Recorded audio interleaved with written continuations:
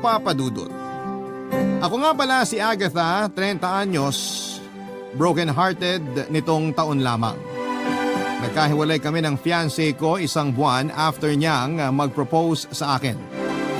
Ang sinabi niya ay hindi pa raw siya ready na ikasal. Naintindihan ko naman siya, Papa Dudut, at hindi naman talaga biro ang pagpapakasal dahil bukod sa gastusin, kailangang paghandaan din ang pakikisama habang buhay sa taong pinili mong pakasalan. Sinabi ko sa fiancé ko na pwede naman naming i-postpone ang kasal. Hindi naman ako nagmamadali. Hindi siya agad nakaime kaya alam kong meron pa siyang ibang iniisip. Tama nga ako, Papa Dudut. Dahil nung tinanong ko siya kung meron pa siyang gustong mangyari ay agad siyang nakipaghiwalay sa akin. Kinagulat ko yon, Papa Dudut, akala ko ay ayos lamang kaming dalawa. Nagtaka ako at sinabing bibigyan ko siya ng 2 linggo para makapag-isip at mapag-isa.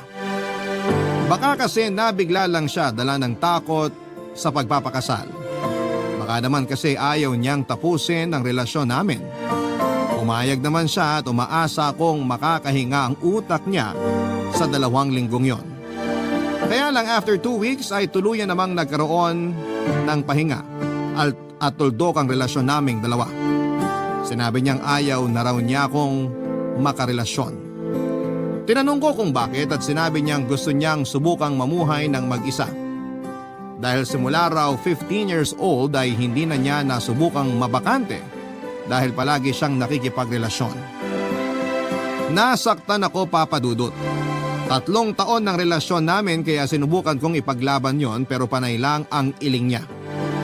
Hindi raw muna siya makikipagrelasyon sa kahit na sino dahil gusto niyang matutong mamuhay ng walang ibang inaasahan. Wala rin naman akong nagawa, Papa Dudut, kahit naman gusto ko noon na ituloy namin ng relasyon ay mukhang ayaw na niya talaga. Kaya after ng hiwalayan namin ay nag-impake ako kaagad para magbakasyon. Walang plano kung saan. Basta isang gabi ay dinala ko na lamang ang sarili ko sa isang bus terminal at doon na lamang nagdesisyon kung saang lugar ko pwedeng hilumin ang sarili ko. Sa bus terminal na yon ay nakilala ko ang porter na si Banjo. Mas bata siya ng 5 taon sa akin, Papa Dudut.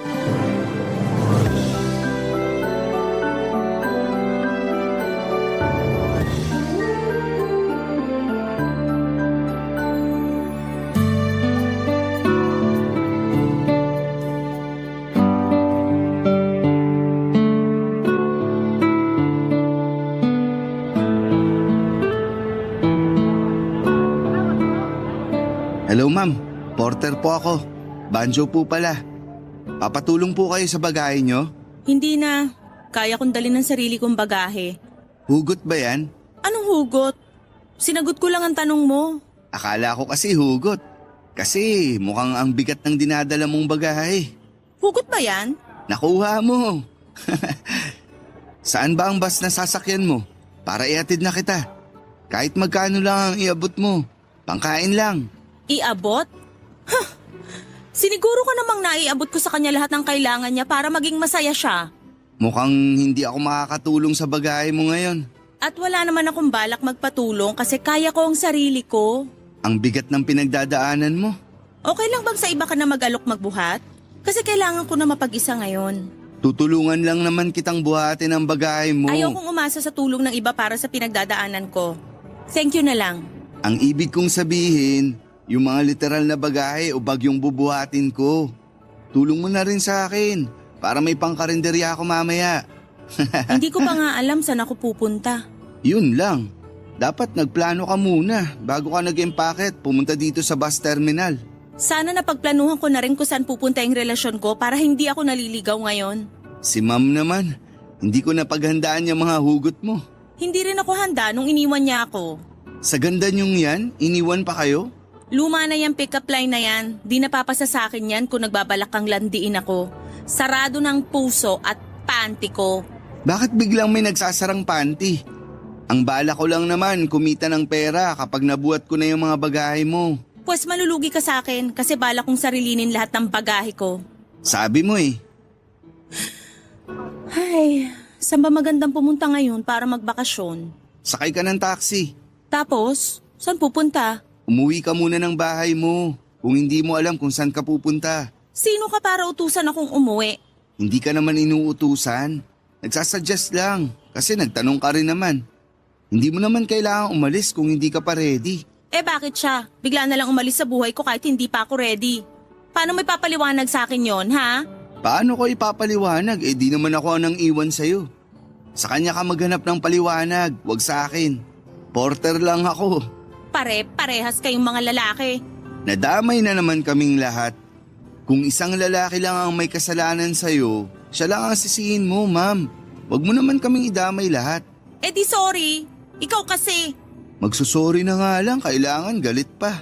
Mga babae nga naman. So ako hindi ko pwedeng lahatin ng mga lalaki. Pero ikaw pwede. Eh di sorry. Pakibuhat mo na itong mga bagahe ko. Papayag ka rin palang magpatulong sa mga bagahe mo. Ayaw mo ba? Pwede ako maghanap ng ibang porter. Gusto ko, syempre. Saang bus ka ba sasakay? Sa taxi ako sasakay. Uuwi na lang ako. Napailing na lamang si Banjo sa sinabi ko, Papa Dudut. Inirapan ko siya para makita niyang hindi niya ako pwedeng asarin. Siya na rin ang kumuha ng taxi para sa akin at siniguro niya ang taxing masasakyan ko ay hindi magpapadagdag ng bayad. Kilala na pala siya ng mga taxi driver doon at binitbit na niya ang mga bagahe ko at sinakay sa taxi. Inabutan ko siya ng pera pero tinanggihan niya. Regalo na lang daw niya sa akin ang pagtulong niya sa bagahe ko noon. Sa susunod na lang daw ako magbayad kapag sigurado na akong sasakay ng bus. Tipid naman ang ngiting ibinigay ko sa kanya. Sinarado na niya ang pintuan ng taxi at saka kumaway sa akin na parang alam niyang magkikita kaming muli. Alam kong nakamasid pa rin siya habang umaandar ang taxi na sinakyan ko. Nung nakalayo na ang taxi ay saka ako lumingon sa bus terminal, Papa Dudut. Napabuntong hininga na lamang ako dahil parang nasayang ang effort ko na mag-impake at magtungo sa bus terminal pero hindi naman pala ako matutuloy na magbakasyon. Pero tama naman si Banjo. Mas magandang umuwi na lang muna ako kung hindi ko pa alam kung saan ako pupunta. Kaya pagka-uwi ko ng bahay ay ibinaba ko na lamang ang mga bagahe ko sa sala at saka nilabas ang notebook ko mula sa isang tukador. Naglista ako ng mga lugar na pwede kong puntahan. Inisa-isa ko ang mga lugar na yon para makita kung makakatulong ba yon sa pag-move on ko. Hanggang sa nakapili na ako ng pupuntahan ko. Napangiti ako. Nag-research ako sa lugar na yon at inayos ko ang lahat ng kailangan. At nung natapos na ako ay nagpalit lamang ako ng pantulog at natulog na sa sala. Inalarm ko ang cellphone ko at agad akong nakatulog para makumpleto pa ang 8 oras na pahinga ko. Pagkagising ko ay nagmadali na akong maligo at nagbook na ng masasakyan pabalik ng bus terminal kung saan ay nakita kong muli si Banjo, Papa Dudut.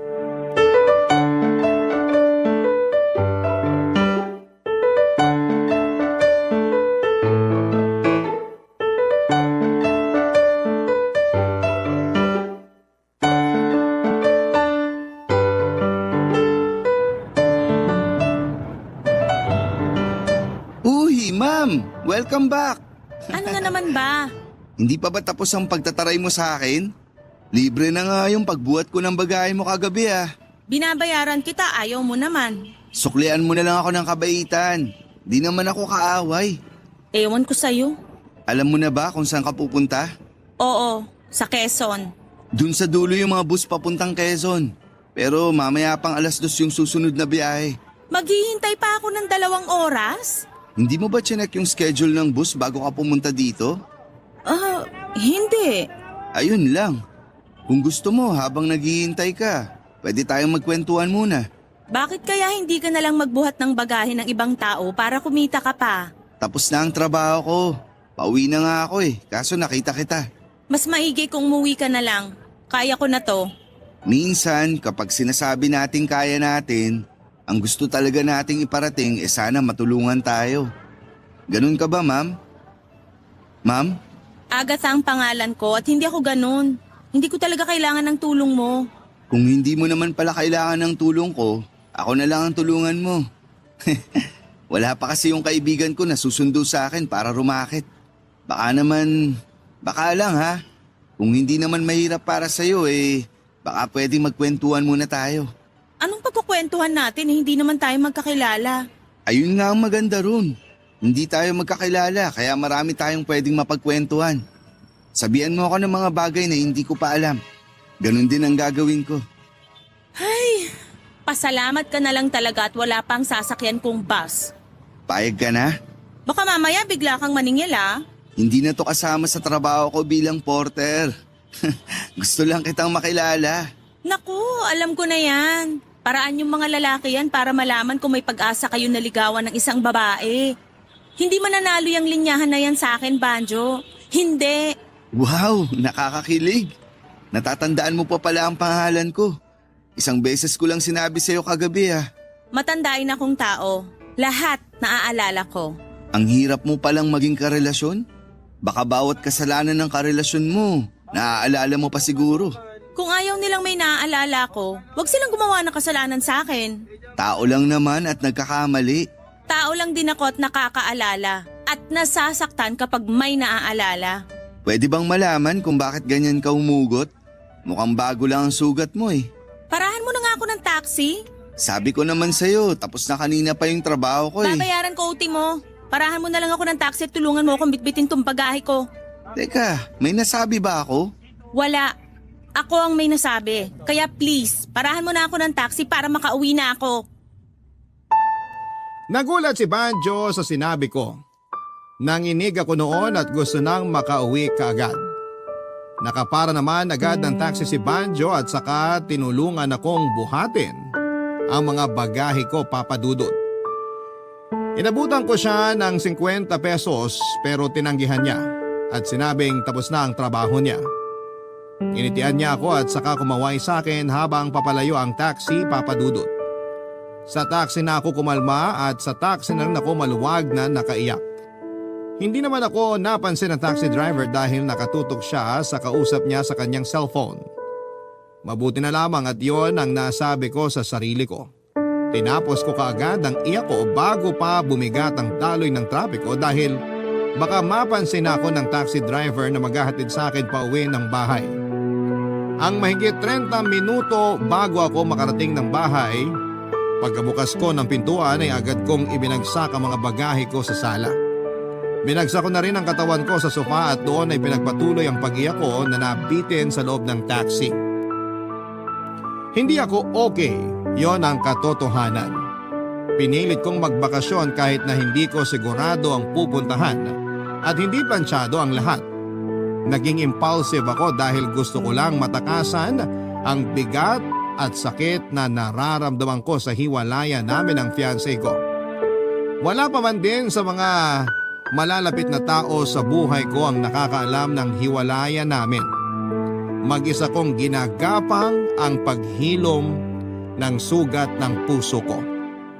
Pero paano ko nga ba yon hihilumin ng mag-isa? Gayong sa puso ko ay gusto ko nang may makasama. Sa pangalawang pagkakataon ay hindi na naman natuloy ang bakasyon na gusto ko. Bakasyon na sana ay makakatulong para sa akin na makahinga. Siguro ay hindi pa lang din ako handa talaga, Papa Dudut, lalo na't parang may nasundot si Banjo sa puso ko habang magkausap kaming dalawa. Ayoko pang kumprontahin ang nararamdaman ko pero sa tuwing nakakausap ko si Banjo ay parang may nagtutulak sa akin na gawin yon. Barangay Love Stories. Barangay Love Stories. Papa Dudut, tuwing broken-hearted ako ang paglayo sa bahay ko para makapagbakasyon. Sa iba't ibang lugar ang takbuhan ko. Nakailang beses din akong nasaktan at ilang beses ko na rin pong napatunayan ang galing ng pagbabakasyon sa malayo para maghilom ang mga sugat. Madalas kapag ginagawa ko yon dati ay umaayos ang pakiramdam ko. Hindi man 100% pero alam kong nabawasan na ang sakit at kaya ko nang makagalaw muli. Pero hindi yun naging ganon kaposible after ng hiwalayan namin ng fiancé ko, Papa Dudut. Gustuhin ko mang magbakasyon noon pero parang may puwersang pumipigil sa akin. para manatili sa bahay ko at huwag nang umalis pa. Ayaw ko namang manatili sa bahay ko dahil nakakabaliw ang kalungkutan, Papa Dudut. Hindi pa rin ako nakapagtatanggal ng mga gamit ng ex-fiancé ko para roon. Parang wala akong lakas para gawin yon. Nihawakan nga ang mga yon ay hindi ko magawa dahil para akong napapasok sa bawat alaala na nakadikit doon. Kaya kating-kati ako na makaalis sa bahay. Kung yon ang pinaka-posibleng paraan para hindi ko na kailangang maalala ang mga sakit. Sinubukan ko ulit, Papa Dudut, na makalabas ng bahay para makapagbakasyon. Sinuguro kong may masasakyan na kaagad-agad at nag-book na ako ng online ticket papunta ng Pangasinan. Nakapag-book na rin ako ng hotel at naplano ko na mag-beach na lamang sa isang liblib na resort sa Pangasinan. Natuwa ako at pinalitan ko ang mga ibang damit ko sa loob ng bagahe ko. Pinalitan ko ng pangdagat. Matapos yon ay nagmadali na akong maligo at saka pumunta sa bus terminal. Sa kabilang side lamang yon ng terminal na una kong pinuntahan kung saan ko nakilala si Banjo. Napaisip ako kung sino kaya ang porter na mangungulit sa akin tulad ng ginagawa ni Banjo. Ganon din kaya ang ugali ng mga porter doon. Hindi ko alam kung bakit naisip ko si Banjo ng mga oras na yon. Hindi naman ako interesado sa kanya, hindi ako nagkaroon ng kahit konting crush. Hindi siya ang type ko, sabi ko sa sarili ko. Natapos ang pag-iisip ko kay Banjo nang ibaba na ako ng taxi sa mismong terminal kung saan nandoon ang mga bus na babiyahe papunta ng Pangasinan, Papa Dudut.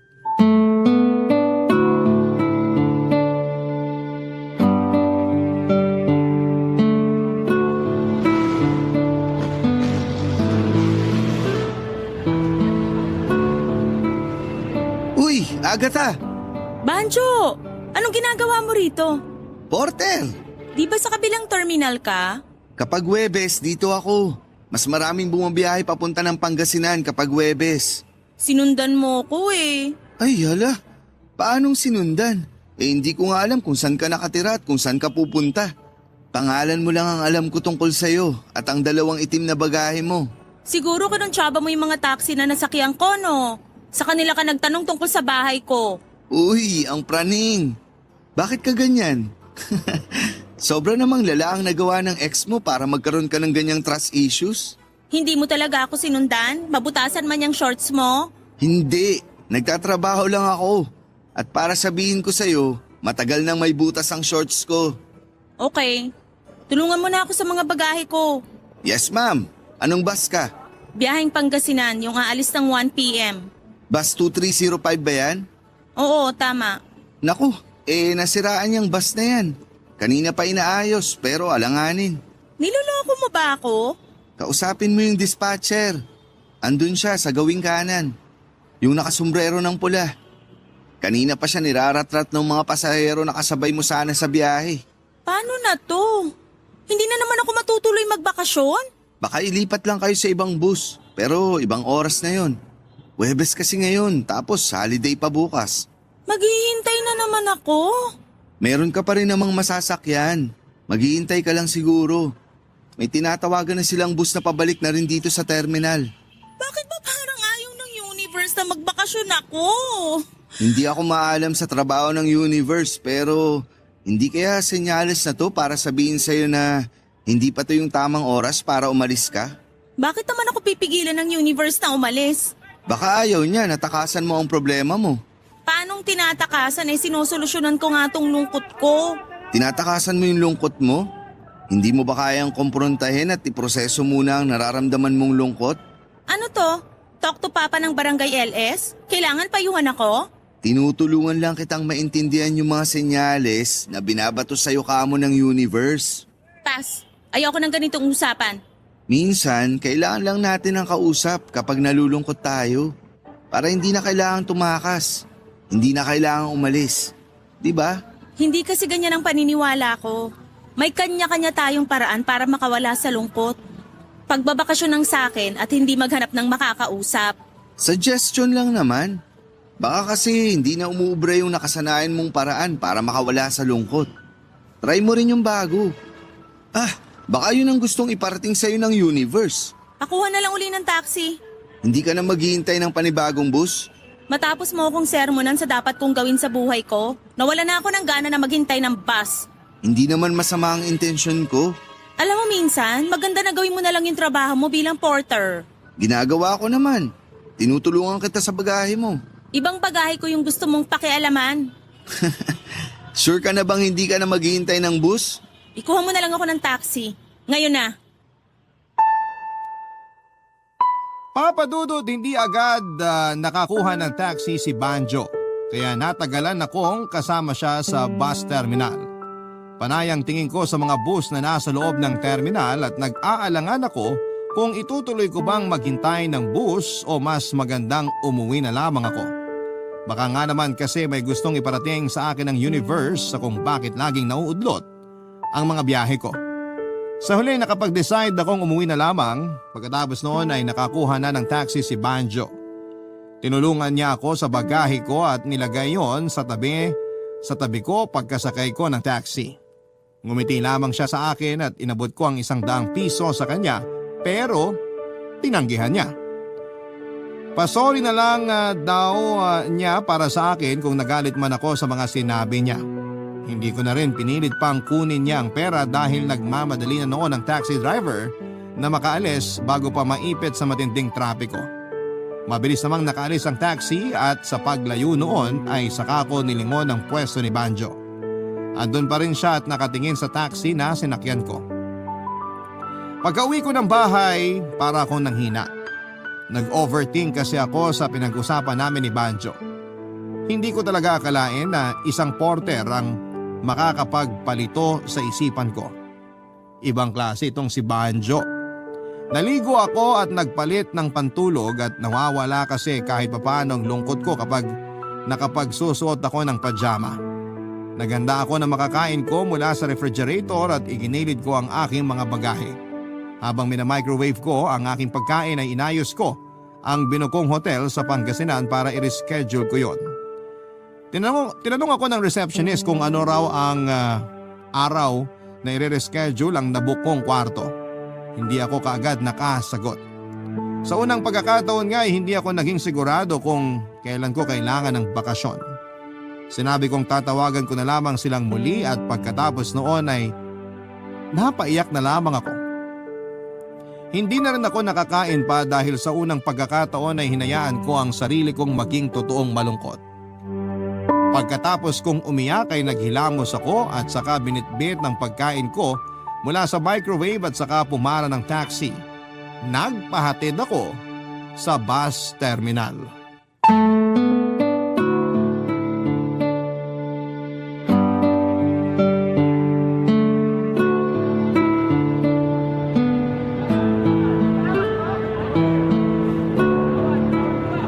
Agatha, bakit bumalik ka?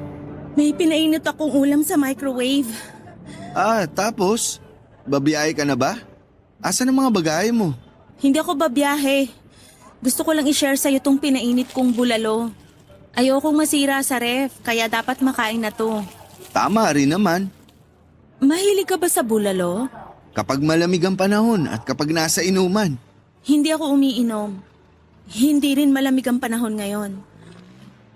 Gusto mo pa rin ba ng bulalo? Kung ibibigay mo, bakit naman hindi? Saan mo pwedeng kainin dito sa terminal? Mahirap nang matapunan ng sabaw ng bulalo. Tara ron sa gilid.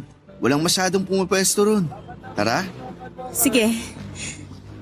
Ikaw ba tong nagluto ng bulalo? Ha? Hindi. Binili ko lang. Hindi na kasi ako nakakapagluto nitong mga nakaraan. At bakit hindi ka nakakapagluto? Kasi busy ako na inaayos yung mga biyahe ko. Pero hindi ka naman nakabiyahe. Hindi ka naman tumutuloy. Kasi... Gusto mo pa rin bang bumiyahe? Pwedeng ako ang pumila para sa tiket mo. Para makauwi ka pa at makuha ulit yung bagahe mo. Saan mo ba gustong pumunta? Sa Pangasinan pa rin ba? Malapit din daw yun sa La Union. Pwede ka rin dun magbakasyon. Gusto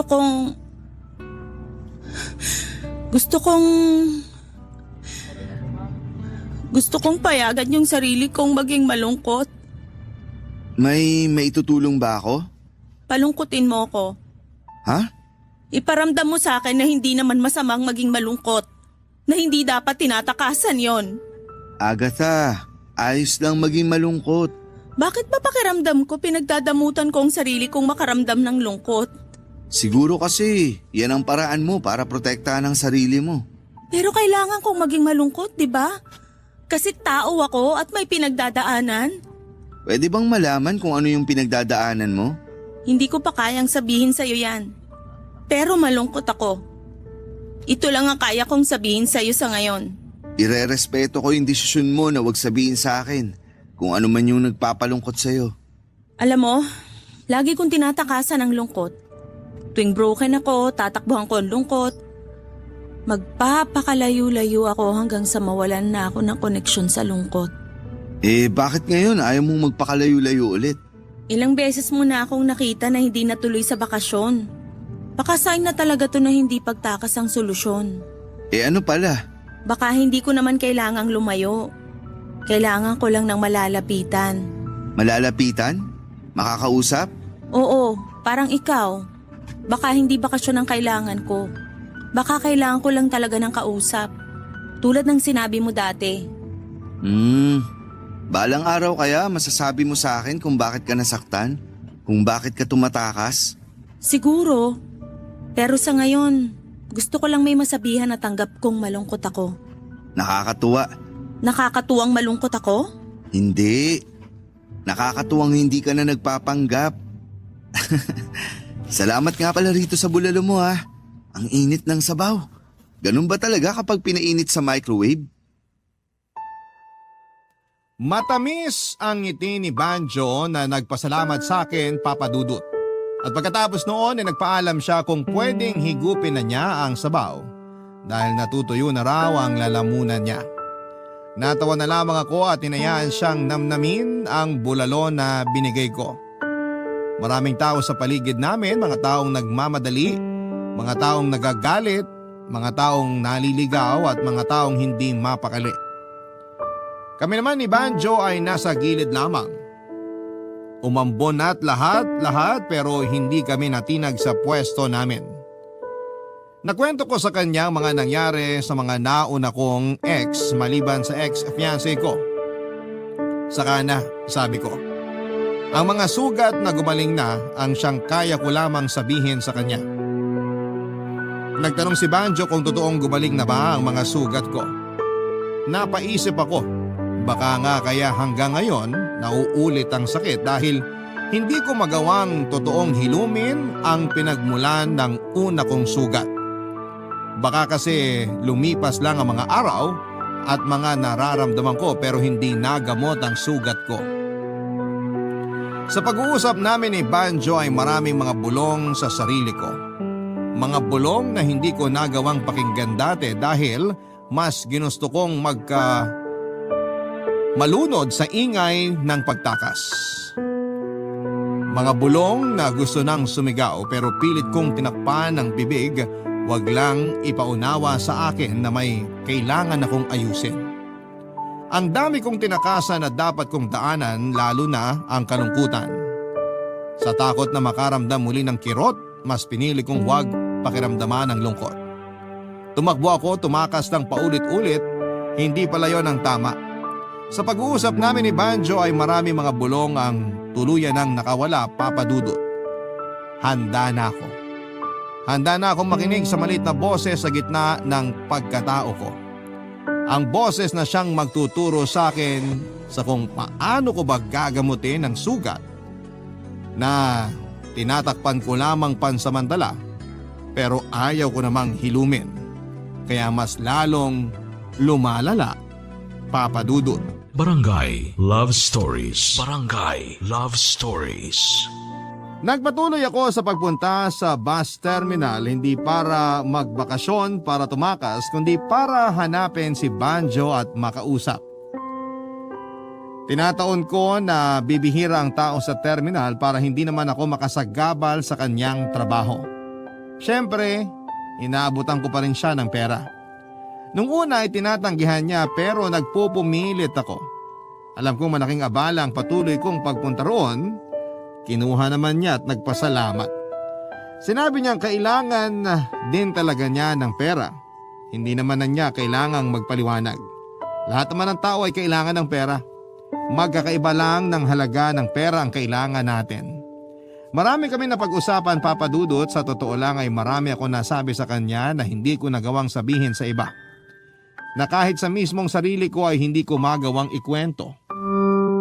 Sa tuwing pinupuntahan ko nga siya ay lagi akong may daladalang pagkain na binibili ko sa karinderya. Naka-plastic labo pa at mainit. Yun daw kasi ang gustong pagkain ni Banjo. Laging 2 ulam na naka-plastic labo ang ibinibigay ko sa kanya. Hindi rin siya kumakain ng kanin kaya sapat na sa kanya na pabakin ang ulam mula sa plastic. Dinadagdagan ko na rin ang soft drinks ang libre ko para sa kanya. Lagi nga siya nagpapasalamat sa akin dahil nakakatipid na siya sa pagkain maghapon. At hindi niya alam, mas nagpapasalamat ako sa kanya dahil sa pagsama niya sa akin sa mga panahong hinahayaan ko na ang sarili kong maging malungkot. Isang maulang hapon ng Martes. Walang masyadong tao sa terminal kaya maraming oras si Banjo para makipag-usap sa akin. Dinala niya ako sa pahingahan nila ng mga kapwa niya porter. Maraming mga folding bed doon dahil karamihan daw sa mga porter ay doon na nakatira sa terminal, Papa Dudut.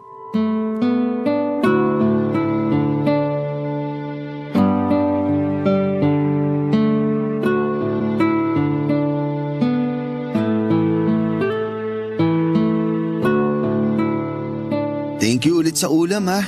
Walang anuman. Talaga bang ayaw mo ng kanin? Nanawa na ako sa kanin. Paanong nanawa? Hindi naman kasi ako lumaking mayaman. Lumaki ako sa maliit at liblib na probinsya. Mahirap dayuhin at mahirap mag-angkat ng pagkain. Kaya puro bigas at kamoting kahoy lang nakasanayan namin kainin. Araw-araw? May mga araw naman nun na nakakatikim kami ng ulam. Pero kapag nakakabenta lang 1 beses sa 1 taon ng abaka ang tatay ko. 1 beses lang sa 1 taon? Mahirap kumuha ng abaka. Lalo't marami ng bundok ang nakakalbo sa probinsya namin. Kaya maswerte na ang mga magsasaka ng abaka sa amin kapag nakakapag-ani sila ng 1 beses sa 1 taon. Parang ang hirap naman yan. Mahirap talaga, pero tinanggap na lang sa amin ang ganong kapalaran. Kaya ka ba napadpad dito sa Manila? Isa yun sa mga dahilan ko. Saka gusto ko rin talaga makatikim lagi ng ulam. Kaya nga unang beses na nakatapak ako rito sa Manila, bumili agad ako ng ulam na naka-plastic labo sa karinderya. Anong ulam naman yun? Adobong baboy.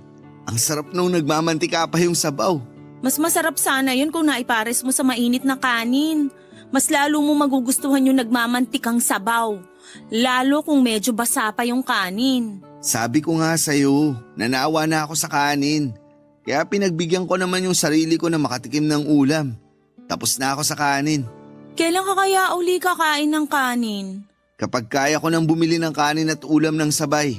Sa ngayon, isa-isa lang muna. Sa ngayon, ulam muna. Sabi ko naman sa'yo, pwede naman kitang bilan eh. Ayos lang ako. Mas gusto kong manawa muna sa ulam. Pag nakaipon na ako ng malaki, mananawa na rin ako sa ulam at sasabayin ko na yun ng kanin. Hindi mo ba kasama ang pamilya mo na pumunta dito sa Manila? Hindi, takot sila. Naisip nilang marami nang nag-aagawan ng kabuhayan dito sa Manila. Kaya bakit pa raw nila isisingit ang sarili nila? Baka maging mas maganda ang buhay nila rito. Hindi natin alam. Hindi naman naging maganda ang buhay ko rito. Kaya tama sila. Sorry. Hindi mo naman kasalanan na mahirap kami. Nakipagsapalaran lang talaga ako rito sa Maynila kasi gusto ko na makatikim ng ibang pagkain. Nagawa ko naman. Masaya na ako ron. Ang bilis mo palang maging masaya, no? Sana all. Siguro kapag nasanay kang laging wala, tapos nagkaroon ka ng konti, ang laking bagay na yun para sa'yo. Nabubuhay na ang pag-asa ko kahit papaano. Alam mo, ang lalim mong tao, no? Mas matanda ako pero mas marami pa akong natututunan sa'yo. Pinatanda siguro ang isipan ko ng panahon at pagsubok. Pero naging ganito na lang din talaga ako mag-isip at magsalita dahil sa mga librong binabasa ko. Mahilig kang magbasa ng libro? Oo, madalas naiiwan sa mga bus at hindi na binabalikan. Binibigay na sa akin. Yun ang binabasa ko bago matulog sa gabi. Marami ako natututunan. Nakakatuwa naman. Pero mas marami ako natutunan sa mga tao kaysa sa mga libro. Paano? Dito talaga sa bus terminal na to ako natuto. Para akong nasa malaking eskwelahan. Parang nakapagtapos na rin ako sa kolehiyo. Bawat nakakausap ko na pasahero, painante, driver o dispatcher, lahat sila may naituturo sa akin sa buhay. Kahit di naman nila sinasadya. Kailangan ko lang silang obserbahan. Naniniwala kasi ako na lahat ng bagay o tao sa mundo pwedeng maging guru mo. Ang lalim talaga. Ako, may natutunan ka ba sa akin? Natutunan ko na hindi masamang humingi ng tulong kung hindi na kaya. Hindi ako nakapagsalita sa mga sinabi ni Banjo Papadudut. Hindi ko man direktang hiningi ang tulong niya sa problema ko, pero sa pananatili niya sa tabi ko ay malaking sagot na yon na kinailangan ko nga ng tulong niya. Hindi niya ako tinanggihan sa bawat pag-aaya ko sa kanya ng kwentuhan kahit sabihin pang pwede na akong makaistorbo sa trabaho niya. Hinayaan niya ako. Alam niyang kailangan ko ng tulong niya at masaya siya na nagpapaubaya para masamahan ako sa mga panahong nalulungkot at bigo ako. Hindi na rin umimik noon si Banjo at nagkasya na lamang siyang papakin ng ulam sa plastic labo. Ako naman ay nakatingin sa kawalan at iniisip kung ano nga ba ang susunod kong gagawin sa buhay ko. Oo, at naproseso at natanggap ko na ang mga sugat at lungkot ko. Pero pagkatapos noon ay ano na ang kasunod? Yon ang nasa isipan ko noon. Ang kalungkutan ay napalitan ng kalituhan. Saan nga ba ako patungo? Hindi ko naman na inabala pa si Banjo sa mga ganong tanong ko. Masyado na siyang maraming bitbit para abalahin ko. Sa pag-iisip ko ng dapat gawin, ilang araw akong hindi pumunta sa bus terminal para kitain si Banjo. Wala rin kaming ibang naging komunikasyon. Inabala ko ang sarili ko para matutunan ko pa ang maraming bagay na makakatulong para hindi na ako umulit pa sa mga pagkakamali ko sa nakaraan. Nung handa na ako, nilabas ko ang bagahe ko at nilagyan muli ng mga damit na kailangan ko. Sa unang pagkakataon ay magaan lang ang bagaheng dala ko. Dinala ko lang kasi yung kailangan ko. Nagmadali na akong umalis para pumunta ng terminal at excited na akong makita noon si Banjo para ikwento sa kanya na handa na akong magbakasyon. Hindi para tumakas kundi para huminga. Natagalan bago ako nakarating sa bus terminal dahil sa tindi ng trapiko. Pero hindi no nasira ang saya sa puso ko. Pagkababa ko ng taxi ay hinanap ko kagad si Banjo. Kailangan kong ibalita kay Banjo na handa na akong muling maging masaya. Nakita ko siyang nakatayo sa gilid ng isang bus. Nakapantalon at nakasapatos. May hawak na bagahe.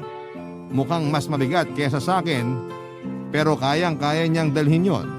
Nilapitan ko siya, Papadudut.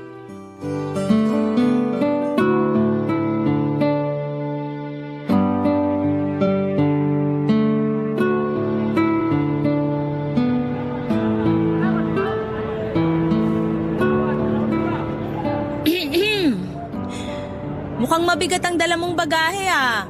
Agatha, ang tagal kitang hindi nakita. Kumusta? May mga inasikaso lang sa buhay. Mukhang magaan niyang bagaheng dala mo ngayon ah. Matutuloy ka na bang magbakasyon? Oo, handa na akong maging masaya uli. At tama ka. Magaan nga ang dala kong bagahe ngayon. Dala ko lang kasi kung ano yung kailangan. Masaya ako para sa'yo. Anong balita sa'yo? Day off mo ba ngayon? Nakaporma ka ah. Hindi ako sanay na makita kang nakapantalon at sapatos. Bagay sa'yo. Regalo lang sa akin to nung isang driver na tinutulungan ko rito. Magsuot ka lagi ng ganyan. Bagay talaga sa'yo. Nako, hindi ako sanay sa sikip ng pantalon. Mas nakakagalaw ako sa maluwag na shorts na may butas. Saka lang ako magsusuot ng ganito kapag may importanteng mangyayari. So merong importanteng ganap sa'yo ngayon? Oo, halata ba sa bagay na dala ko? Napansin ko nga una pa lang na parang nabibigatan ka dyan sa bagahe mo. Kailangan mo na tulong? Naku, hindi na. Gusto kong masanay na bitbit ko ang sarili kong bagay kahit gaano pa to kabigat. Mamaya lang, tingnan mo. Gagaan na rin to. Masasanay na rin ako. Saan ba kayo pupunta ng bagahe mo? Sa Calapan, Mindoro. Uy, papunta rin ako ng Mindoro. Pero sa Puerto Galera. Marami raw kasing afam doon. Baka makaswerte. Joke. Oh, sabay na pala tayo pumunta ng Batangas. Oo nga no. Batangas muna tapos sasakay ng ferry papuntang Mindoro. Mabuti na lang andito ka. Ikaw ang kompas ko. Kailangan, masanay ka na sa sarili mong kompas sa susunod. Wala na ako sa pagbalik mo. Paano wala ka na sa pagbalik ko? Na isang pasahero rito na naging kaibigan ko. Kinuha niya ako magtrabaho sa port. Regular ang kita. Mas malaki kesa sa kinikita ko dito. Libre pa ang pagkain at tirahan. Hindi na ako mahahamugan sa gabi pag natutulog ako sa folding bed dito sa terminal. Talaga? Masaya ako para sa'yo. Salamat. Alam mo, pinagdasal ko talaga na mabigyan na ako ng permanente at mas maayos na trabaho para maipagamot ko na ang nanay ko. Dininig agad ng Diyos. May pinadala siyang pasahero na tumulong sa akin para makamit yon. Napakabuti ng Diyos. Hindi ko alam na may sakit pala nanay mo. Ayoko lang kasing ikwento para hindi ako malungkot at matakot. Pero di ba ikaw yung nagsabi sa akin na kailangan nating maging malungkot? Na kailangan nating harapin yun? Ang tagal ko na kasing naging malungkot. Hindi naman habang buhay andun ako sa sitwasyon na yon. Kaya nga gumawa ako ng paraan para masolusyonan ko ang lungkot na yon. Umalis ako sa probinsya namin at naghanap ng magpapasaya sa akin dito sa Maynila. Nakahanap ako ng trabaho rito sa terminal at aaminin kong hindi laging masaya. Kaya alam kong meron pang ibang plano ang Diyos para sa akin. Hindi pa rito nagtatapos ang lahat. Kaya, eto, may panibagong magpapasaya sa akin. Paano ka nagiging ganyan kapositibo kahit na ang bigat na pala ng dala mo? Alam ko naman na kasing mabigat. Bakit ko palaging iisipin na mabigat? E di mas lalo ko lang pinahirapan ang sarili ko. Mamimiss ko yung mga ganyan mong salita. Makahanap pa kaya ako ng porter na katulad mo? O baka iba ang mahanap mo na mas kailangan mo sa susunod na gagawin mo sa buhay mo. Sa huling pagkakataon, pwede bang makasabay ka sa biyahe ko?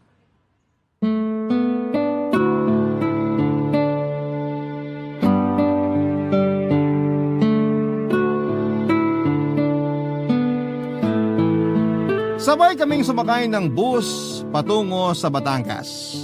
Magkatabi kami noon sa harapan at inabutan ko siya sa huling pagkakataon ng ulam na naka-plastic labo.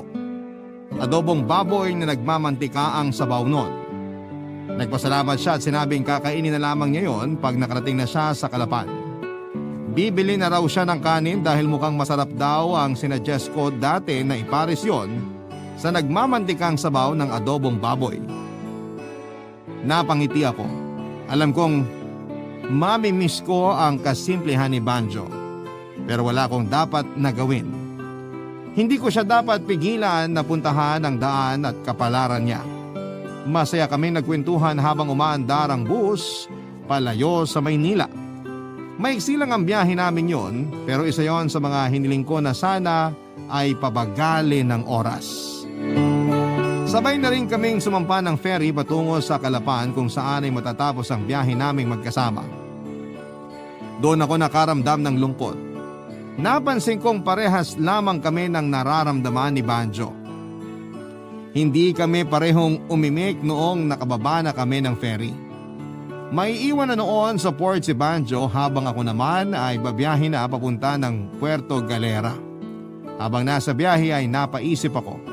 Baka nga may mga taong makakasama mo panandalian sa daan pero sa ibang kalsada sila bababa. Pwedeng pinagtagpo kayo ng tadhana sa isang daan pero magkaiba ang direksyon na pupuntahan ninyo. At hindi natin pwedeng masamain kung maiba man ng direksyon ng taong akala nating makakasama natin hanggang sa huli.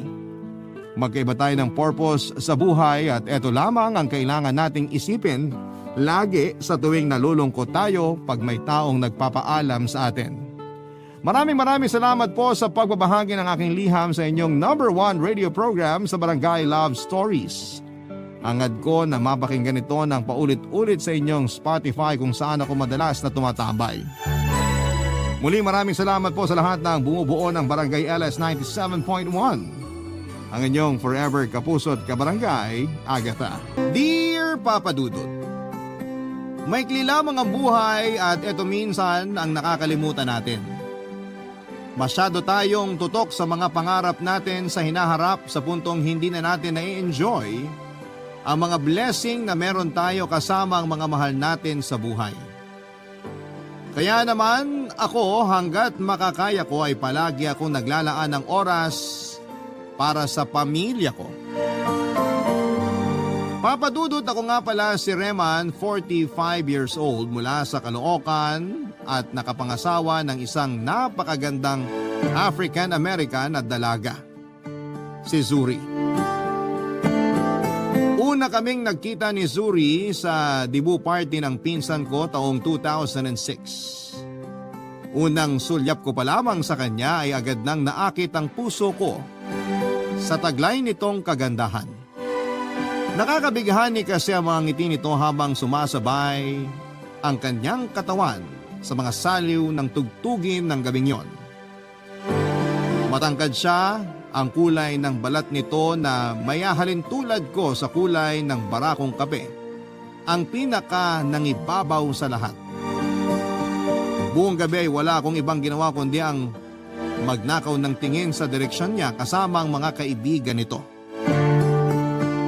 Si Zuri ay bisita ng panganay na kapatid ng debutante. Maliban sa kanya ay may dalawa pa siyang kasamang foreigner.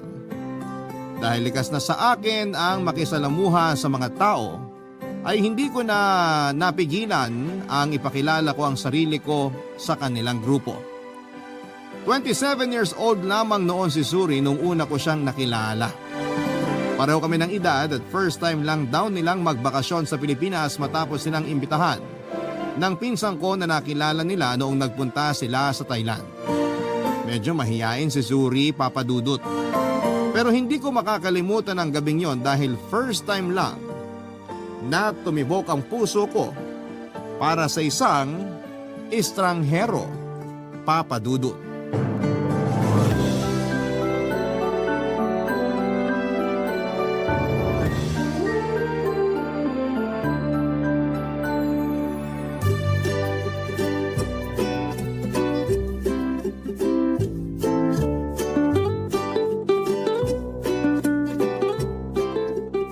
Eric, halika na. Umuwi na rin tayo. Kanina pa kaya ako kating-kating umuwi. Saan ka ba galing? Naikot ko na tong buong lugar, di kita mahagilap. Kanina pa tapos yung party ah. Hinatid ko lang sina Suri. Bumalik na sila sa hotel nila. Zuri? Sinong Zuri? Yung bisita ng insan. Sayang, hindi mo sila nakilala. Ang ganda nun tol, foreigner. Kaya naman pala di kita mahanap eh. Babae na naman pala yung inatupag mo. Seryoso, kapag nakita mo siya, para ka nang nakakita ng anghel. Lahat naman ng babaeng nakikilala mo maganda sa mata mo. Parang wala ka ng standards eh. Lahat na lang maganda para sa'yo. Hindi, iba tong si Suri. Sobrang ganda niya tol. Ngayon lang ako humanga sa isang black beauty. Parang na-inlove na nga kagad ako eh. Black Beauty? Teka, ito bang bisita ni Insa na sinasabi mo? Yan yung mga foreigner? Oo nga. Kasasabi ko lang na foreigner eh. Hindi ka ba nakikinig? Yung Black American. Siya yung Zuri na sinasabi ko. Ah, nakita ko na sila nung nakaraan. Pinakilala sila sa akin ni Insan. Nung bagong dating lang sila dito. Talaga? Bakit hindi niya pinaalala sa akin? Ewan, di naman planado yung pagkikita namin eh. Nagpasundo kasi sila. Nasiraan sila ng sasakyan sa airport mismo kaya ako na yung tinawagan ni Insan. Siguro alam niyang nasa malapit lang yung trabaho ko. Ako nagatid sa kanila papunta sa hotel. Eh di nakita mo na si Suri. Ano masasabi mo sa kanya? Maganda, di ba? Maganda naman pero mas type ko yung kasama nilang puti. Yung mas bata. Mas malapit sa edad ko eh. Basta sa akin, kay Suri ako. Sa kanya unang tumibok tong puso ko. Nasa kanya nga lang atensyon ko buong gabi. Ang OA nung unang tumibok ang puso ah. Totoo nga. Daig ko pa ang nagayumay. Kulang na lang dukutin ko tong puso ko para ibigay mismo sa kanya eh. Parang timang to. Oo na, gusto mo na siya, gets ko na. Nagiging OA ka na masyado eh. Baka mamaya niyan, ma-turn off sa'yo yung tao. Ganun pala talaga yung tinatawag na love at first sight, no? Nung magkasama kami kanina, lumilipad na kagad yung utak ko sa future naming dalawa eh. Ang tanong, single ba siya? Oo, single daw siya. Walang asawa, walang boyfriend, walang nanliligaw, walang sabit. O anong plano mo niyan? Babakuran mo na. Di ko nga alam eh. Nakalimutan ko nga kunin yung Facebook account niya. Minessage ko na si Insan pero hindi pa siya nagre-reply. Busy na siguro sila ngayon. Hanapin mo na lang. Oo nga, ganun na lang. Nga pala, nabanggit din sa akin ni Insan na nagsusulat yung mga yun ng kung ano sa internet. Vlog ata tawag dun. Nakwento nga sa akin yung vlog-vlog na yan. Balita ko pa, mahilig sila mag-travel na magkakaibigan. Ang kwento ni Insan, sa Thailand niya nakilala yung lalaking foreigner na nakasama nila. Boyfriend niya ata yun eh. Talaga? Oo, tapos yung babaeng sinasabi ko na type ko, kapatid yun ng boyfriend niya. Si Suri naman, kaibigan nila. Kaya naman pala sweet na sweet sila kanina eh. Boyfriend pala ni Insan yun. Ano sa tingin mo? Imbitahan kaya natin sila sa bahay. Ano namang gagawin nila dun? Eh di pakainin natin ang masasarap na pagkain Pinoy. Mag-inuman, ganun. Eh dapat inimbitahan mo na sila kanina nung magkakasama pa kayo. Ngayon ko lang naisip eh. Daan kaya tayo sa hotel nila? Wag na, sa susunod na lang. Inaantok na ako eh. Gusto ko nang umuwi. O sige, imi-message ko na lang si Insan. Pero parang malabo na pala mangyari yun. Kumpleto na yata itinerary nila eh. Bakit? Saan ba sila sunod na pupunta? Palawan yata. Hindi ko lang alam kung kailan. Gano'n ba sila katagal dito sa Pinas? Alam mo kuya, sumingit ka na lang sa schedule nila. O kaya sumama ka sa mga lakad nila. Total, close mo naman na yata sila eh. Kapag nakuha ko na yung Facebook ni Zuri, tatanungin ko yan. Maganda siguro kung ipasal ko sila no? Bago sila umuwi. Bahala ka. Gawin mo kung ano gusto mong gawin. Pwede ba umuwi na tayo? Pasara na talaga tong mga mata ko eh. O sige, tara na.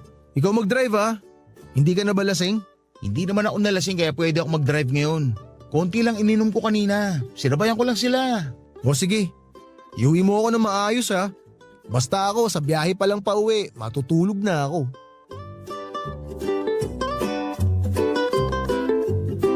Pagkatapos ng debut party ng pinsan ko ay agad na lumipad papunta ng Coron, Palawan ng grupo nila Zuri. 3 araw sila nagstay doon bago nila naisipang bumalik sa Maynila.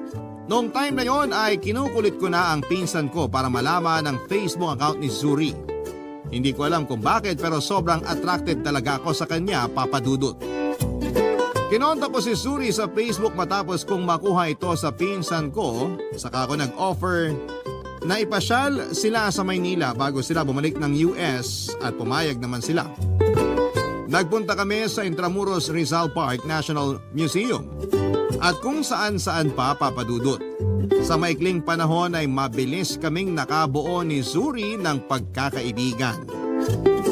Pagka-uwi ni Zuri sa sarili niyang bansa ay nagpatuloy ang komunikasyon naming dalawa. Mula sa pagiging mahiyain nung una ay unti-unti kong nakuha ang loob nito hanggang sa nakapag-open na siya sa akin tungkol sa kanyang buhay. Immigrant sa mga magulang ni Zuri, 2 years old pa lamang siya noong lumipat sila sa Amerika para doon na permanenteng manirahan.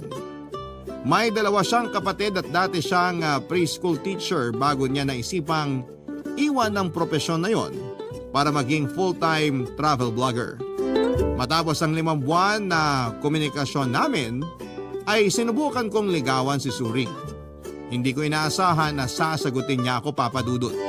Nagkaroon kami ng long-distance relationship at matapos ang 1 taon, simula noong una kaming magkita ay muling bumalik sa Pilipinas si Zuri para bisitahin ako, Papa Dudut.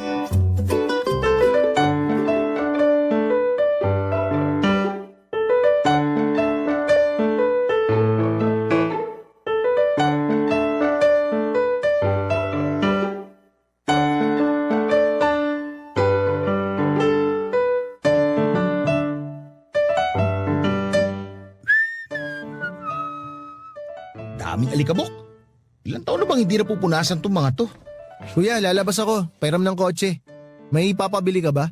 Wala naman. Kunin mo na lang yung susi sa bag ko. Nandyan, nakapatong sa lamesa. Teka, totoo ba tong nakikita ko? Ano? Totoo nga, Lin. Yung ginagawa mo, naglilinis ka? O bakit? Kumakasita ka, parang ngayon mo lang ako nakita naglinis ha. Oo, ngayon lang talaga.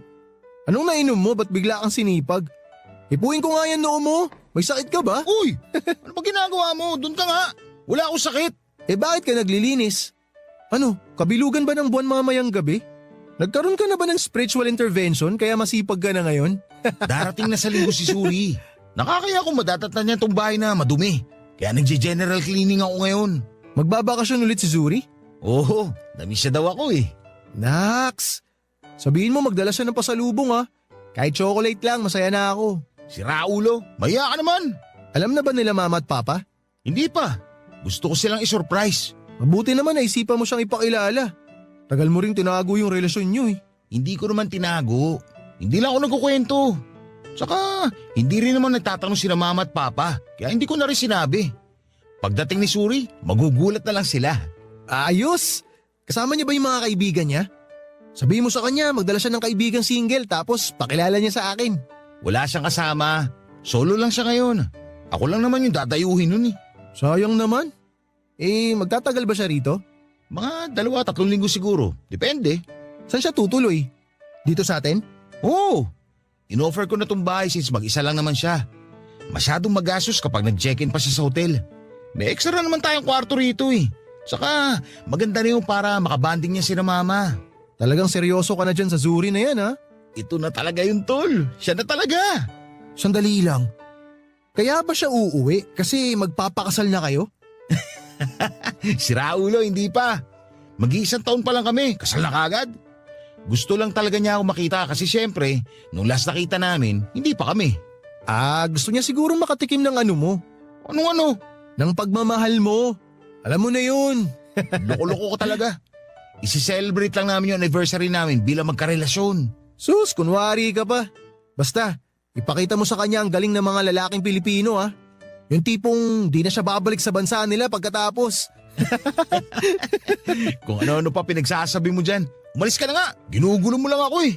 Marami pa akong lilinisin dito. Sama mo na rin yung kwarto ko. Total, once in a blue moon ka lang naman maglinis eh. Ano ka? Sinuswerte?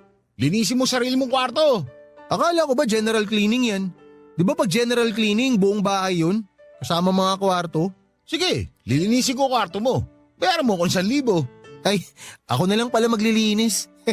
Pero seryoso kuya. Congrats sa bago mong relasyon. Tagal mo ring naghanap ng maayos na babae para sa'yo eh. Sana sa pagkakataong to, tama na yung babaeng pinili ng puso mo. Salamat. Sana nga si Suri na talaga. O i-claim mo na yan. Hirap mo pa namang alagaan kapag sawi ka sa pag-ibig. Bumabagsak mundo mo kapag broken-hearted ka eh. Hindi na ulit mangyayari yun. Sisiguraduhin ko si Suri na talaga ang makakasama ko habang buhay. Huwag mong siguruhin, gawin mo. O sige na, mauna na ako. Wala ka talaga ipabibili? Wala nga. Mag-ingat ka na lang. Okay, sige. Alis na ako ha.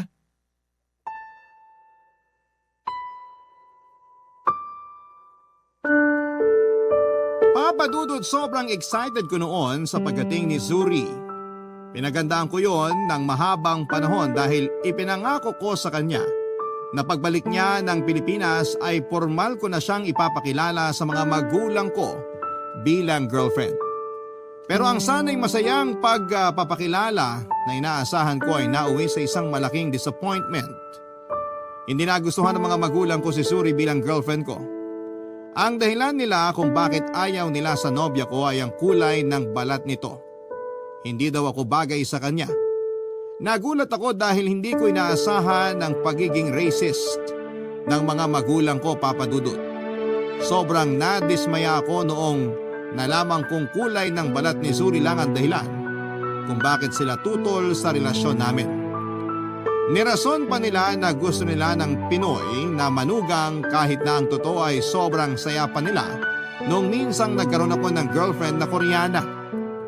Hiyang-hiya ako noon sa inasal nila sa harap ni Zuri, Papa Dudut. Sa halip na mainit na pagtanggap ang ipakita nila dahil sa wakas ay nagkaroon na ulit ako ng bagong karelasyon. Matapos ang mahabang panahon ay mas malamig pa sa yelo ang naging turing nila kay Zuri. Papa Dudut, doon na po nagsimulang magkaroon ng lamat ang relasyon ko sa mga magulang ko. Kahit na ayaw nila kay Zuri ay pinaglaban ko ang pagmamahal ko para sa kanya. Barangay Love Stories. Barangay Love Stories.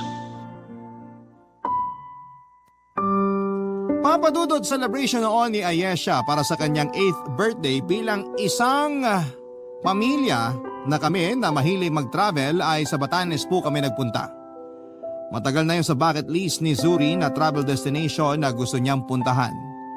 Ilang buwan naming pinag-ipunan ng bakasyon na yon pero hindi ko inaasahan na ang bakasyon na yon pala ang sisira sa masaya naming pamilya.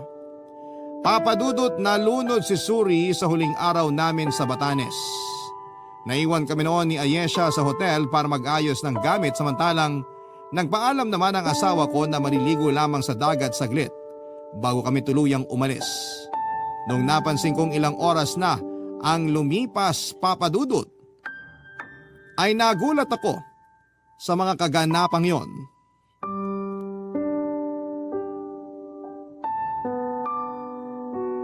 Papa Dudut, hindi biro ang ginastos ni Zuri para lamang makabalik sa Pilipinas. Alam kong mahal ang plane ticket nito kaya hindi ko hinayaang masayang ang pera at effort niya para lamang madalaw ako. Ayoko masira ang bakasyon niya dahil lamang sa pagiging judgmental ng mga magulang ko.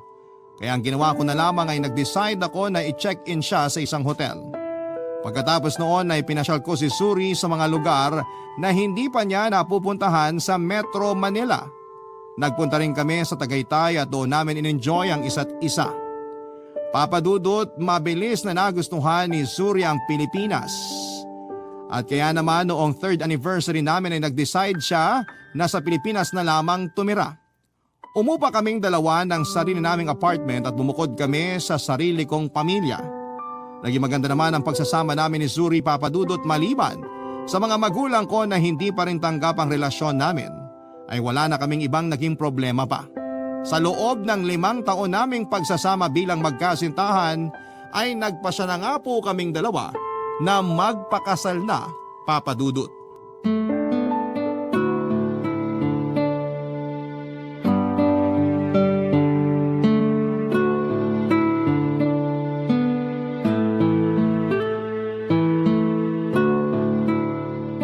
Kuya, nandito na ako.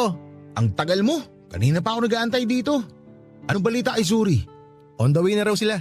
Sigurado ka ba? Oo, nakausap ko siya sa phone kani-kanina lang. Kung bakit kasi ayaw pang sumabay sa akin kanina eh. Civil wedding lang naman ito mangyayari. Pagbigyan mo na yung bride mo. Pinaghandaan daw niya yung araw na to. Kasi gusto ka raw niya ma-surprise sa magiging itsura niya ngayon. Talaga ba? Oo. Siyempre, kahit na hindi to tradisyonal na kasal, kahit na civil wedding lang kayo, importante pa rin tong araw na to para sa inyong dalawa. Kaya huwag ka masyadong nagpapanik dyan. Masisira lang mood mo lalo. Baka kasi hindi sila makabol sa schedule. Hindi lang kami ang ikakasal ngayong araw. Kuya, ano ka ba? Araw mo to. Huwag mo sirain dahil lang sa pagiging aburido mo. Kasado na lahat. Huwag ka naman problema. Lalo na meron akong good news na dala para sa'yo. Good news? Anong good news yan? Kaya ako na-late ng konti kanina kasi may unexpected guests ka. Sino naman? Konti lang naman na inimbitahan namin ngayon ah. Sigurado ako matutuwa ka kapag nakita mo sila. Abangan mo na lang kung sino yung mga darating mamaya. Mas lalo lang ako magiging aburido niyan. Huwag mo na kasi akong pinapakaba. Kabado na nga ako eh. Sabihin mo na lang kung sino. Ano ba yan? Di wala nang thrill. Sabihin mo na kasi. Pupunta raw sina mama at papa sa kasal nyo ni Zuri. Talaga? Darating sila ngayon? Oo! Kaya ako na-late kasi tinulungan ko pa sina mama at papa na mag-ayos. On the way na sila. Pero akala ko ba hindi sila pabor na ikasal kami ni Zuri? Matagal na yon kuya. Sabi ko naman sa'yo, matatanggap din nila si Zuri kapag nagtagal eh. Tsaka miss ka na nung mga yun. Simula nung umalis ka sa bahay, lagi silang nakikibalita sa akin tungkol sa'yo. Kaya nga nung nalaman nila na ikakasal ka na, nag-usap silang dalawa. Wala naman silang choice eh. Tsaka hindi ka na bata. Hindi na nila kontrolado buhay mo. Parte na ng buhay mo si Zuri. Kaya kung gusto ka nilang makasama ulit, dapat kasama na rin dun si Zuri. Para na kayong package deal eh. Hindi pwedeng mawala yung isa.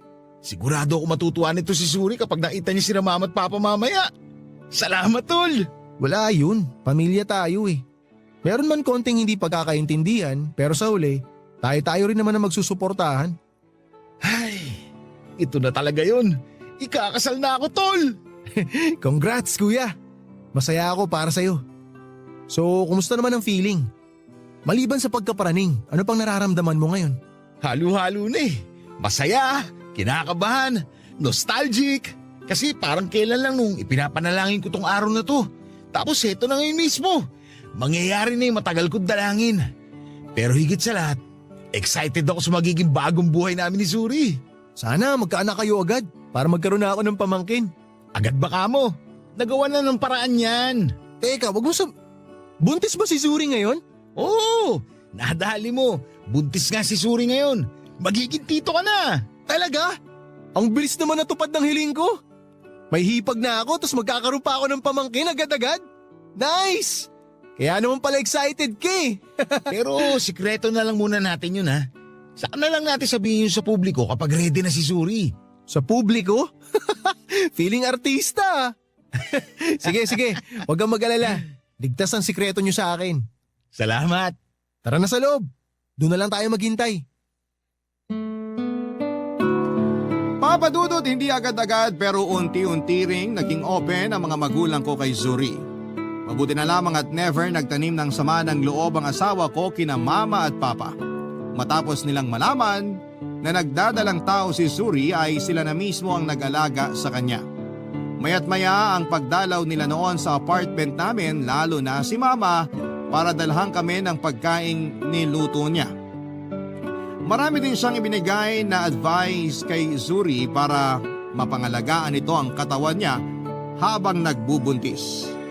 Papadudo 2 years na noong naninirahan si Zuri sa Pilipinas pero patuloy pa rin ang culture shock niya na nararamdaman sa bansa natin.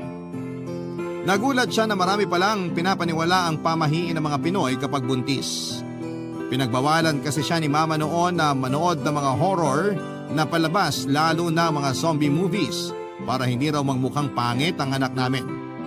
Bawal din siyang umistambay sa tabi ng pinto dahil may hirapan daw siyang mag-labor. Kailangan daw niyang makinig ng classical music para maging matalino ang bata.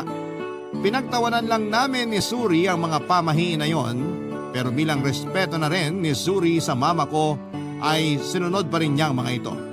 Matapos nga ang 9 na buwan ay nanganak na rin po si Suri at pinangalanan namin siyang Ayesha. Noong araw na naging ama ko, ay isang sinumpaang pangako ang ginawa ko sa sarili ko, Papa Dudut. Nangako ako na hanggang sa huling hininga ko ay aalagaan, babantayan, at sosuportahan ko ang mag-ina ko. Yun nga po ang ginawa ko sa mga sumunod na taon. Ginawa namin ni Suri ang lahat para magkaroon kami ng masaya at malusog na pamilya.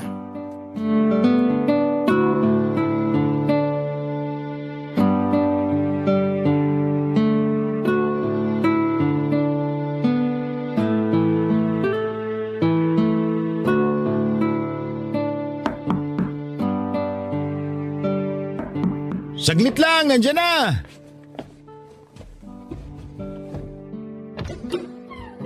Oh, Eric! Anong meron? Napadalaw ka? Galing ako sa mall, may binili akong laruan para kay Ayesha. Dinaan ko na rito kasi baka di ako maka-attend sa birthday niya sa Makalaway. O eto. Salamat, nagabala ka pa. Halika, pumasok ka muna. Kumain ka na ba? Oo, katatapos lang. Ang kalat naman ng bahay niyo. Saan ako pwede maupo nito? Usog mo na lang yung mga libro dyan. Biglang nakaisip si Suri na palitan tong ayos ng sala eh. Ewan ko ba ron?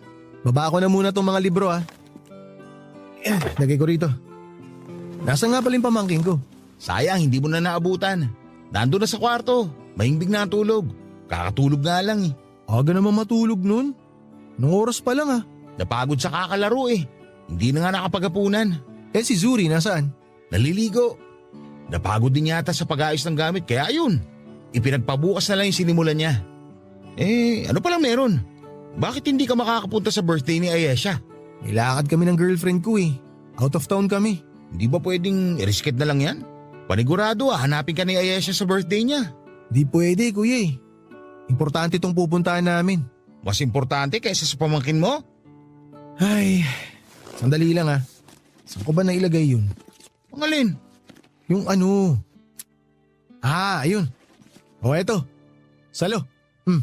Uy, ano to? Invitation yan para sa inyong tatlo ni Nazuri. Invitation para saan? Basahin mo kasi. Hawak-hawak mo na nga eh. We cordially invite you to... Sandali lang, ikakasal ka na? Oo kuya. Next month na. Talaga? 3 years pala kayo na syota mo O ano naman masama ron? Kung nagmamahalan naman kami, ba't pa namin patatagalin? Kung sa bagay nga naman, congrats! Yung lakad namin ng girlfriend ko sa Makalawa, fitting ng wedding gown niya yun, kaya di pwedeng i-risked. Alis din kasi yung tatahi. Pagkatapos naman ng fitting, uuwi kami sa pamilya niya. Mamimigay ng imbitasyon. Kaya naman pala napaaga ni pabigay mo ng regalo kay Ayesha eh. Naks, mukhang ako naman na magkakaroon ng pamangkin May laman na ba? Wala pa, matagal pa yan. Huwag ka masyadong atat. Ikaw dapat tinatanong ko niyan eh. Kailan ba masusundan si Ayesha? Mukhang malabo na mangyari yan. Bakit naman? Isa lang ata ang plano ni Zuri na anak eh. Ayaw niya daw ng marami kasi mahirap daw buhayin. Sa bagay, mas madaling mag-alaga ng isang bata lang. Parang ganun din yata yung girlfriend ko eh. Maliit na pamilya lang yung gusto.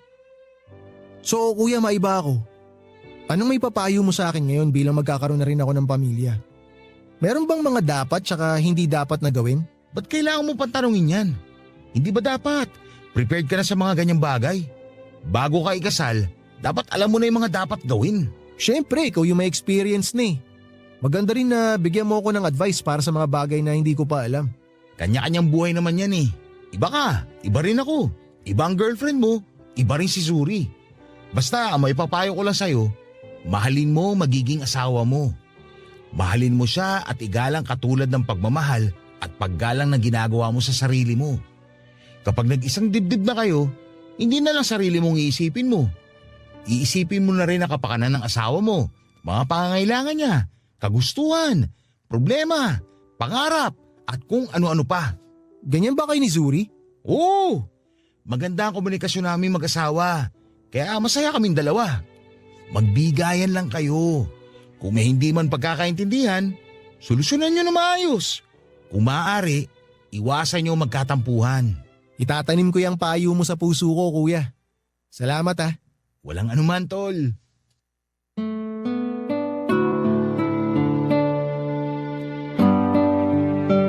Papadudod, hindi na nga po nasundan pa si Ayesha. Ayon kay Zuri ay kontento na siyang magkaroon ng isang anak. Ayaw daw kasi niyang magkaroon ng maraming anak dahil karaniwang yon ang nagiging sanhi ng paghihirap ng mga tao.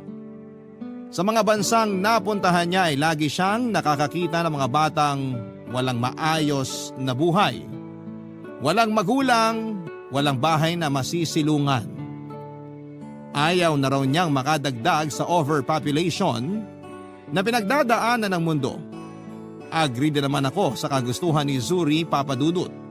Mas maaalagaan niya, Papa Dudut, at mabibigyan nito ng magandang buhay ang magiging anak namin dahil makakapag-focus kami. Mabilis nga po na dumaan ang 3 pang taon. Ang dating baby namin ni Ayesha ay mabilis na naging makulit na 6 years old. Natatandaan ko pa nga na binantayan siya ng mama niya sa unang linggo ng klase nila dahil first time niyang mawalay sa nanay niya. Papadudot, mahirap ang naging buhay ni Ayesha sa eskwelahan nila dahil sa kulay ng balat niya. Siyang naging tampulan ng tukso ng mga kaklase niya. Siya kasi ang laging stand out dahil sa kakaibang features nito.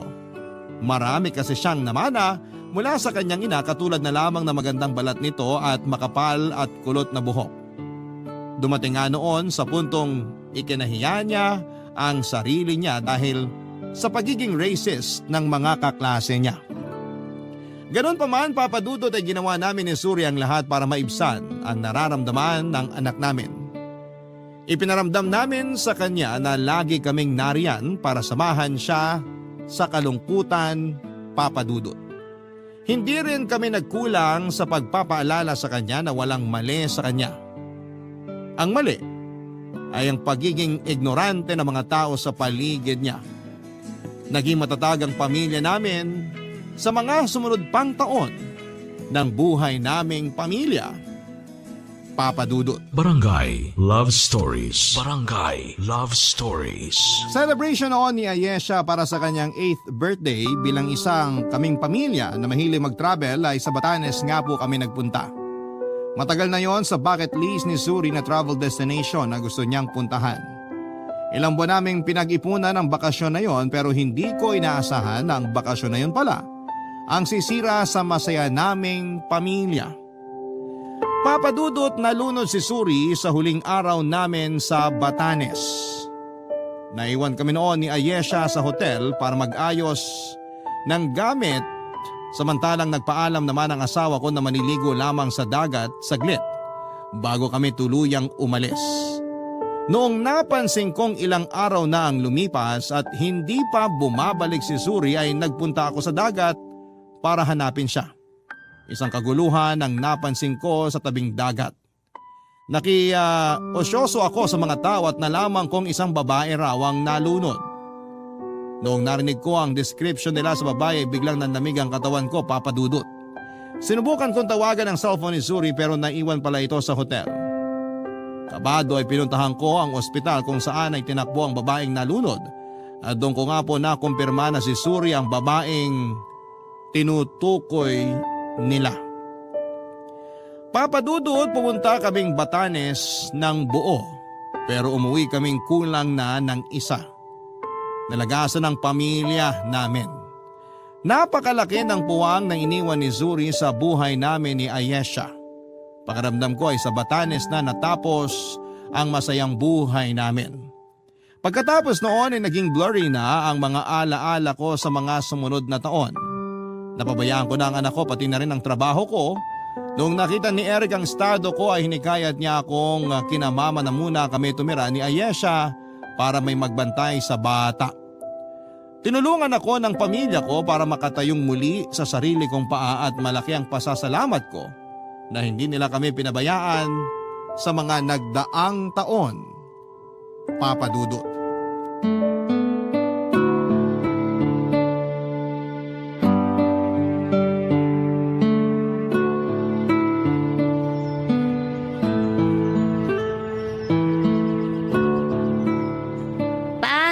Pwede pong ako na lang ang mag-light ng candle ni Mama?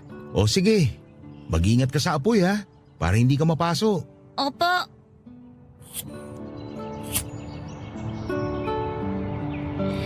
Yan, may candle na si Mama. Pa, bakit po kailangan natin ng kandila kapag nagpupunta tayo dito sa sementeryo? Ang sabi nila, kailangan natin magsindi ng kandila para magkaroon ng ilaw yung spirit ng mama mo. Bakit po? Madilim po ba sa heaven? Hindi naman, pero kapag nagsindi tayo ng kandila, nakikita yun ng mama mo sa heaven. Ibig sabihin, naaalala natin siya. Kailangan pala araw-araw ako mag-light ng candle para makita ni Mama na namimiss ko na siya. Alam mo, hindi mo na kailangan ng kandila para lang maipaalam mo sa mama mo na miss mo siya kasi araw-araw naman niyang nare-receive yung prayers mo para sa kanya. Talaga po? Oo naman. Lagi kanya pinapanood mula sa heaven, kaya dapat lagi kang good girl. Ikaw po, Papa, miss mo na rin ba si Mama? Siyempre naman. Kahit ilang taon na lumipas, palagi ko pa rin siyang namimiss. Walang araw na hindi siya pumapasok sa isipan ko. Siya na ang buhay ko eh. Kaya nung nawala siya, malaking parte rin ng buhay ko ang nawala. Ano po yung namimiss mo kay Mama? Marami. Yung luto niya na hanggang ngayon, hindi ko pa rin makabisa ang pangalan. Sobrang miss ko na yun. Ano pong luto yun? Hindi ko alam kung naaalala mo pa. Pero lagi siya nagluluto nun ng karne ng baka, nakakaiba yung sabaw. Sayang, hindi man lang niya naituro sa akin yung recipe nun. Favorite daw yun ng mama mo nung bata pa lang siya. Lagi daw yung niluluto ng mama niya. Sa pagkakaalala ko, sikat yun sa bansang pinanggalingan niya eh. Saan po bang bansa galing si Mama? Sa Amerika na siya lumaki, pero ipinanganak siya sa Namibia. Doon yun sa South Africa. Kaya minsan, kakaiba yung luto ng mama mo.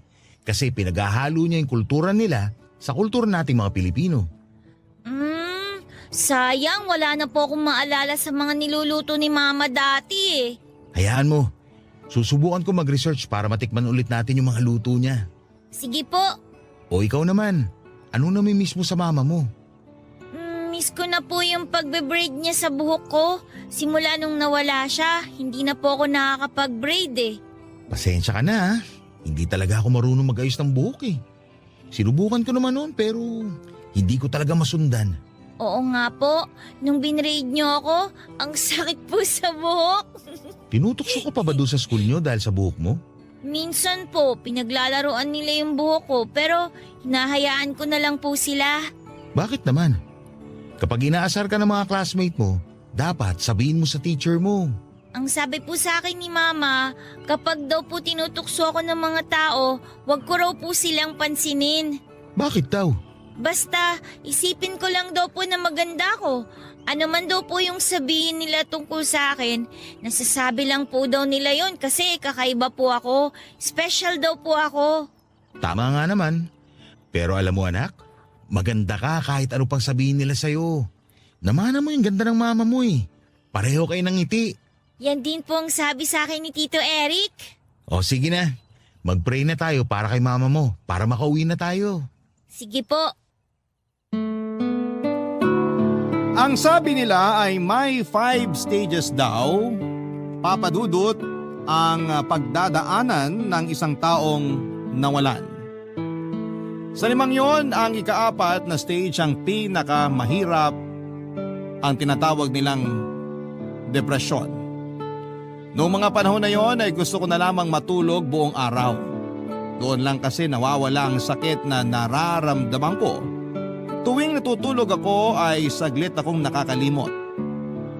Para kong zombie noon na paikot-ikot lang at tila wala nang patutunguhan.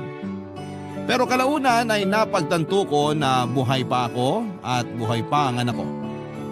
May trabaho pa akong kailangang gampanan at yon ay ang maging magulang sa anak namin ni Zuri.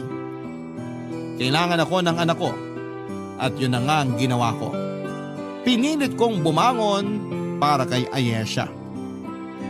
Upang mapaghilom ang sugat na dulot ng pagkawala ni Zuri ay sinubukan namin ni Ayesha na gawin ang mga bagay na dati na namin ginagawa kasama ang mama niya katulad na lamang ng pagta-travel. Hindi man katulad ng dati ang sayang nararamdaman namin dahil kulang na kami ay nagtulungan kami ng anak ko na makabangon. Papadudot ginawa ko ang laging ginagawa ni Zuri kay Ayesha noon katulad na lamang ng pagluluto ng paborito nitong breakfast. Pati na rin ang pagsama sa panonood ng animated movies na siyang bonding nilang mag-ina. Pero sa lahat ng ginagawa ni Zuri para kay Ayesha dati, isang bagay ang hirap akong gawin at yon ay ang pag-aayos ng buhok nito para gawing braid. Kaya naman naking gulat ko papadudot. Noong isang araw ay bigla na lamang umuwi si Ayesha mula sa school nila na naka-braids na siya.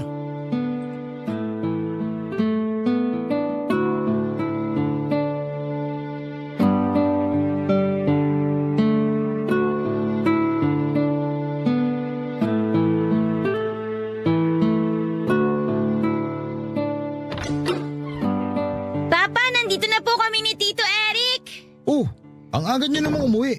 Akala ko ba doon ka kina lola mo matutulog kasi Sabado bukas? Umuwi na po kami kasi may sakit po si Lola. May sakit? Eric, ano nangyari kay mama? May sipon. Pinauwi na lang siya kasi baka raw mahawa siya. Eh sakto, exams nila next week, di ba? Para daw di maabala. Ah, akala ko naman kung ano na. Pa, dun po muna ako sa kwarto ha. Kukunin ko lang po yung pencil ko kasi may sketchpad na binili para sa akin si Lola. O sige, Bye, Tito Eric! Bye-bye! sandali. Parang may kakaiba ngayon sa anak ko ah. Ano naman yun? Tama ba yung nakita ko? Naka-braid yung buhok ni Ayesha? Oo nga no. Ngayon ko lang din napansin. Sino nag-braid sa kanya? Ikaw? Hindi ako. Malay ko ba sa pagbe-braid? Di naman ako marunong mag-ayos ng buhok. Si mama kaya? Di nga siya malapitan ni mama kanina kasi nga may sipon. Ayaw niya mahawa si Ayesha. Alam ka naman si Papa. Di nga marunong maglagay ng gel sa buhok yun eh. Braids pa kaya. Hindi naman siya naka-braid kaninang umaga. Nung sinundo ko siya kanina galing sa school nila, parang naka-braid na yata yung buhok niya eh. Di ko lang sigurado. Di ko na maalala eh. Sino nag-ayos ng buhok niya? Aba malay ko. Itanong mo kaya sa kanya. Sandali, tawagin ko nga rito. Ayesha! Ayesha! Po? Halika muna dito saglit anak. May tatanong lang si Papa. Wait lang po! Nandyan na po! Bakit po, Papa? Ano po yung tatanong nyo? Sinong nag-ayos ng buhok mo? Napansin nyo rin, ang ganda po, no? Katulad po ng ginagawa nun sa akin ni Mama. Oo, maganda nga pero sino nag-braid sa'yo? Yung babae po sa may school namin. Babae? Sinong babae? Yung nagbabantay po sa may gate. Yung guard? Babae ba yung guard nila doon? Hindi. Lalaki yung gwardya doon kanina eh. Marami po kaming guard sa school. Yung guard po na nag-ayos sa buhok ko, siya po yung umiikot sa school namin. Babae o lalaki? Babae po siya. Nagpa-braid ka sa kanya? Hindi po. Siya po mismo nagsabi kung pwede raw po niyang i-braid tong buhok ko. Talaga? Ang bait naman niya. Opo, nag-promise din po siya sa akin na kapag kailangan ko pong magpaayos ng buhok, sabihin ko lang daw po sa kanya. Ang galing naman. Mabuti pa yun, marunong mag-braid ng buhok. Pa, balik na po ako sa kwarto ko ha. Magdodrawing pa po ako eh. Oh, sige. Mukhang nakahanap ka na sa wakas ng taga-braid ng buhok ng anak mo ah. Curious ako kung paano niya nagawa yun. Mahirap ayusin yung buhok ni Ayesha eh. Kasi pareha sila ng mama niya na afro yung buhok. Makapal yun saka mahirap suklayin. Ayaw mo nun? Wala ka ng problema? Tsaka hindi mo nakakailanganin gumastos sa salon para lang ipaayos yung buhok ng anak mo. Pero ayoko rin namang makaabala doon sa tao. Oh, sakto! Kasi next week, pinapatawag yung parents sa school nila Ayesha. Chance mo na yun para kilalanin yung tao kung sakali. Next week? Bakit? Anong meron? Ewan ko. Basta sabi ng teacher niya sa akin, may PTA meeting daw. Ikaw na lang pumunta. O sige, magpapaalam na lang ako sa trabaho ng maaga. Nice. O paano kuya? Mauna na ako ah. May lakad pa ako eh. Sige, salamat. Mag-iingat ka.